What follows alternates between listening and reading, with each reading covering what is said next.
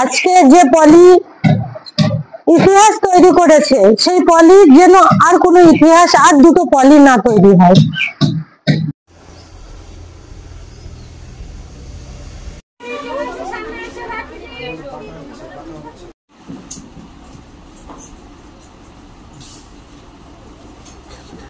একটা গ্রামের মাটি যেন অনেক গল্প লুকিয়ে রাখে। কেউ হেরে যায় চুপিসারে, আবার কেউ লড়ে নিজে বাঁচে এবং অন্যদের বাঁচায়।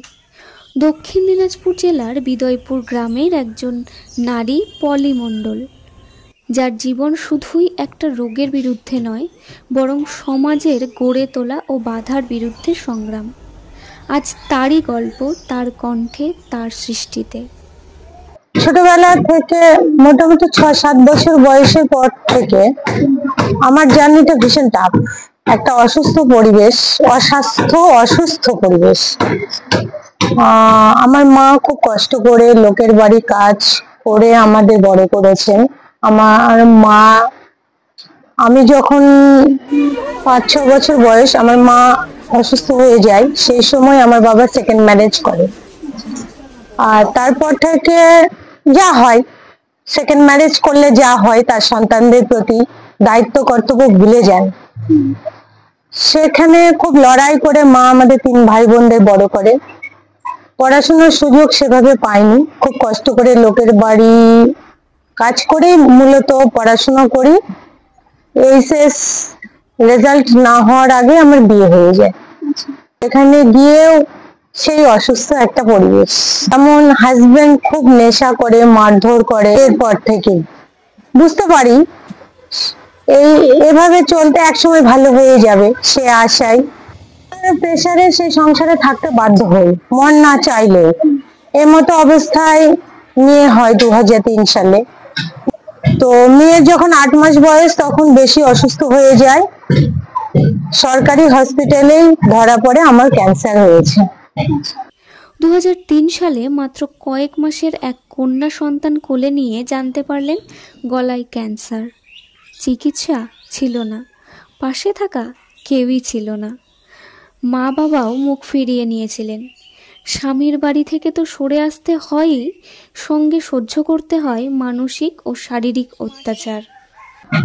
যখন ক্যান্সার শব্দটা সবার মধ্যে ছড়িয়ে পড়ে, আজ থেকে প্রায় 22 বছর আগে, ক্যান্সার মানে খুব ভয়াবহ। সকলেই জেনে গেল যে আমি মারা যাব, আমি আর বাঁচবো না। আমার শ্বশুর বাড়িতেও সেটাই। তারপর ওনারা আর পাশে থাকলেন না। মরে তো যাবোই, ট্রিটমেন্ট করে কি হবে। মেয়েকে ওনারা নিয়ে নেবেন। 2007 সালে বাধ্য হয়ে সংসার থেকে কারো সাপোর্ট ছাড়াই বেরিয়ে চলে আসি। ওর বাবা মার ঘরে আসিনি, সেই সময় ঘর ভাড়া নিয়ে মেয়েকে নিয়ে থাকতে শুরু করি, মেয়েকে পড়াশোনা করাই।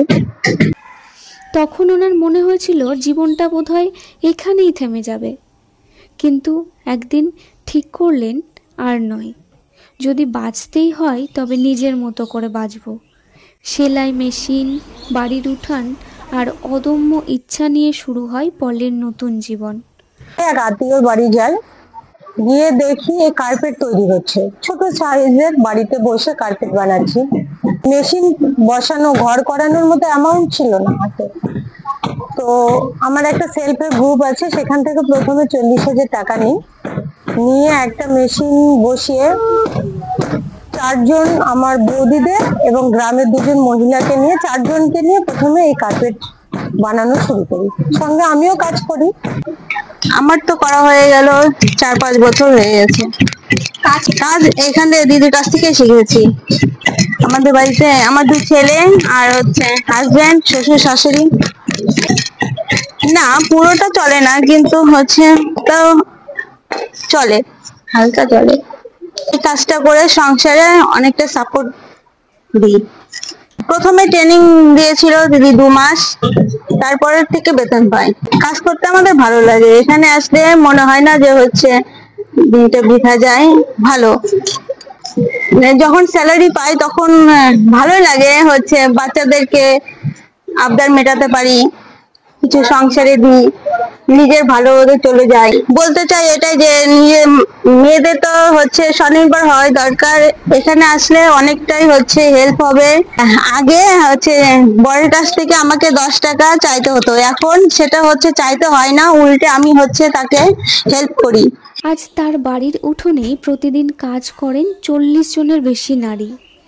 কেউই আগে জানতেন না কিভাবে মেশিন চালাতে হয়। আজ তারাই শেখাচ্ছেন অন্যদের।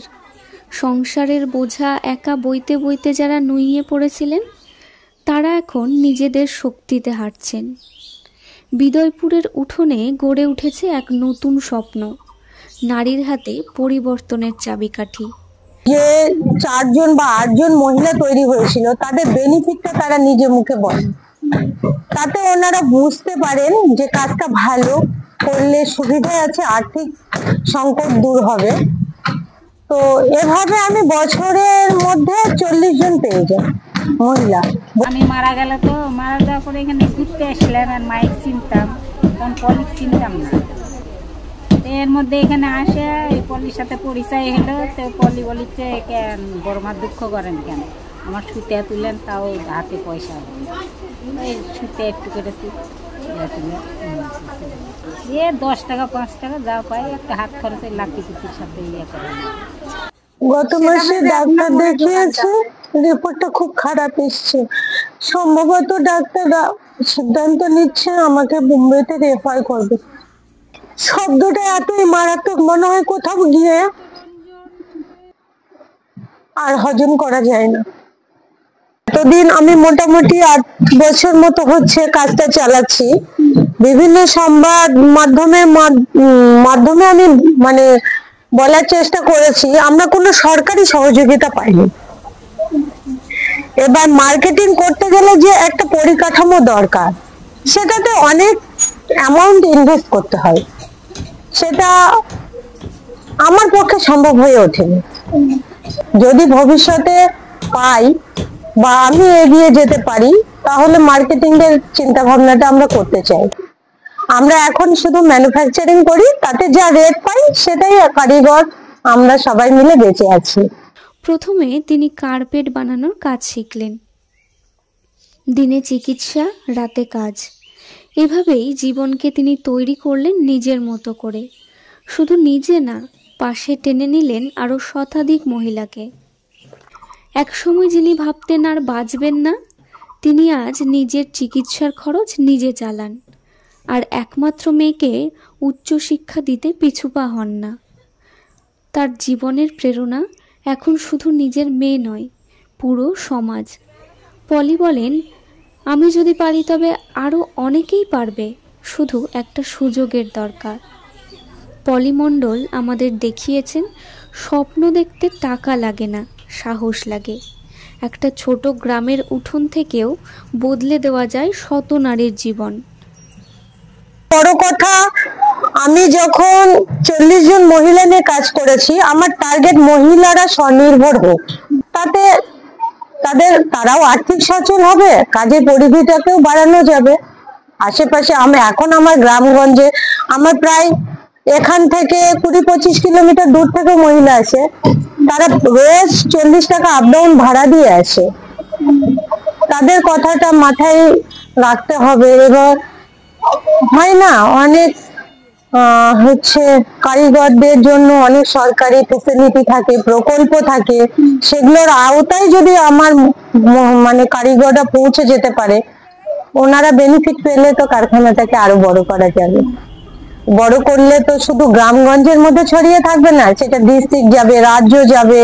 আমি চাই আমাদের রাজ্যটা উন্নত হোক, পাশাপাশি দেশটা উন্নত হোক, মহিলারা স্বনির্ভর হবে, মহিলারা কাজ করবে, কর্মসংস্থান বাড়বে, তবে তো আমাদের সমাজকে উন্নত করা যাবে। আপনি, আমি বা আমরা যদি শুধু একটু পাশে থাকি, তাহলেই আরও শত পলি উঠে আসবে এই মাটির বুকে।